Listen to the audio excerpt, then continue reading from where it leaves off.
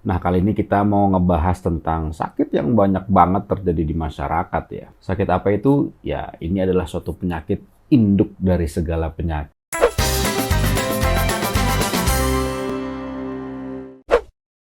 Halo teman-teman, ketemu lagi bersama saya Dodi Rizky Nugraha. Kita di channel saya ini ya kita akan ngobrol santai aja sih tentang kasus-kasus penyakit dalam yang sering kita temukan sehari-hari ya. Nah, kali ini kita mau ngebahas tentang sakit yang banyak banget terjadi di masyarakat ya. Mungkin bisa jadi salah satu penyakit yang ya di mana-mana ada ya, di rumah sakit pasti ketemu kasusnya, di poliklinik pasti ada ya. Sakit apa itu? Ya, ini adalah suatu penyakit induk dari segala penyakit, yaitu sakit kencing manis atau diabetes. Mungkin saya yakin lah di sekitar teman-teman pasti ada yang kena sakit ini, atau mungkin di keluarga teman-teman, atau mungkin teman-teman sendiri ya. Dulu ya penyakit ini sering terjadi pada pasien usia 40 tahun ke atas ya.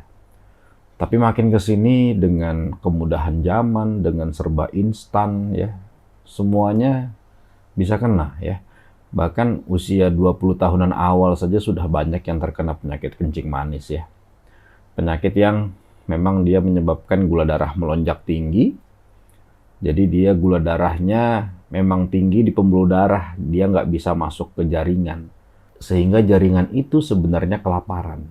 Nah, kali ini saya mau ngasih tahu gimana sih cara mendiagnosis diabetes itu. Ya, sebenarnya ini adalah memang tugas dokter ya. Tapi teman-teman bisa kok mencari tahu atau screening lah, ini diabetes atau bukan. Dan selanjutnya memang harus ke dokter juga. Caranya gampang teman-teman ya. Sekarang kan sudah tersedia di apotek atau bahkan teman-teman bisa beli sendiri tuh alat cek gula mandiri ya, yang pakai jarum di ujung ya. Kemudian ada darahnya dimasukkan ke dalam stick. Nanti akan terdeteksi angka di dalam monitor gulanya itu. Itu bisa dilakukan sendiri. Nah, setidaknya ada 4 cara untuk mendiagnosis kita ini sakit gula atau tidak.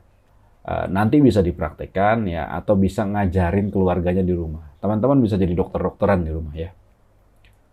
Nah, sebelum ke situ, kita harus tahu dulu gejala-gejala khas diabetes ya.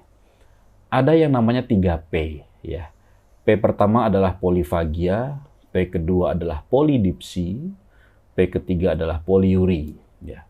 Polifagi itu apa? Polifagi itu makan terus nggak kenyang-kenyang. Nggak gemuk-gemuk, badannya malah turun. Ya. Itu polifagia.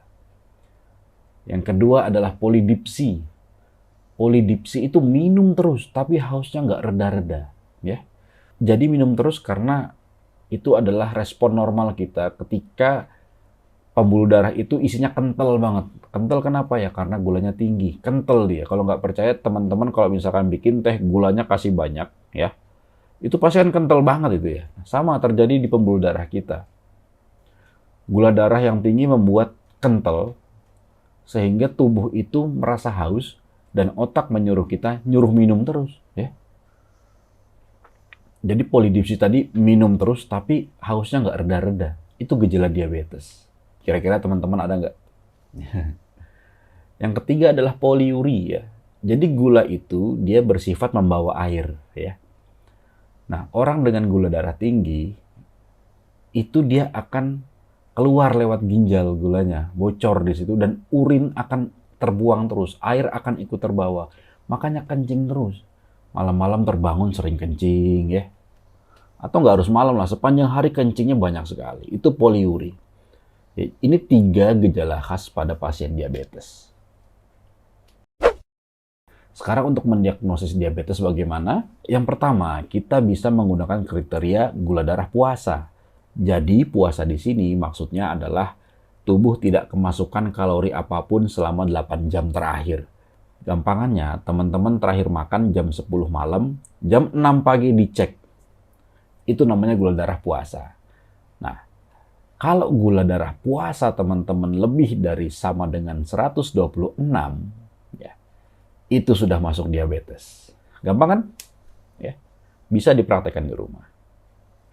Cara kedua, nah ingat ya tadi 3P tadi ya. Kalau ada 3P tadi ya, teman-teman cek gula darah sewaktu, random, kapanpun lah. Ya, siang hari gitu dicek, tapi ada gejala 3P dan nilainya di atas sama dengan 200, itu juga diabetes. Ya. Yang ketiga nih, nah yang ketiga ini harus ke laboratorium sih. Ya. Namanya TTGO. Apa itu? Tes toleransi glukosa oral. Jadi teman-teman nanti dikasih cairan ya, minuman kecil ya, itu isinya 75 gram glukosa. Setelah berpuasa nanti disuruh minum itu, 2 jam setelahnya dicek ya, dicek gula darahnya. Kalau hasil tes ini nilainya di atas sama dengan 200, itu juga diabetes. Ya.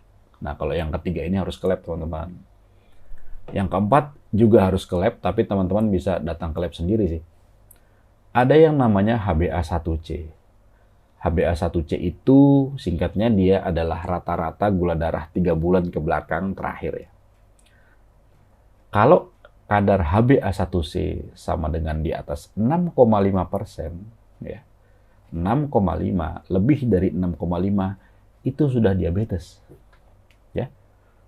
Ada syaratnya, jadi lab yang memeriksa HbA1c ini harus sesuai kriteria yang namanya NGSP. Jadi kalau mau cek di lab, tanya sesuai kriteria NGSP atau bukan. Ya.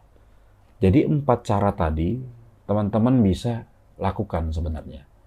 Nah, ketika teman-teman menemukan ada salah satu atau lebih dari cara tersebut hasilnya positif, alias terdeteksi diabetes, jangan panik, ya. Teman-teman silakan pergi ke dokter, ya. Mintalah pengobatan yang terbaik. Pengobatan diabetes itu nanti akan kita bahas di pertemuan berikutnya, ya. Karena diabetes itu insya Allah kalau terkontrol dengan baik, tetap bisa sehat, tetap bisa kualitas hidup yang sehat, ya. Dan yang paling penting agar tidak terjadi komplikasi. Oke teman-teman, sekian ngobrol santai kita. Semoga bisa membantu, semoga bisa bermanfaat buat teman-teman untuk hidup sehat.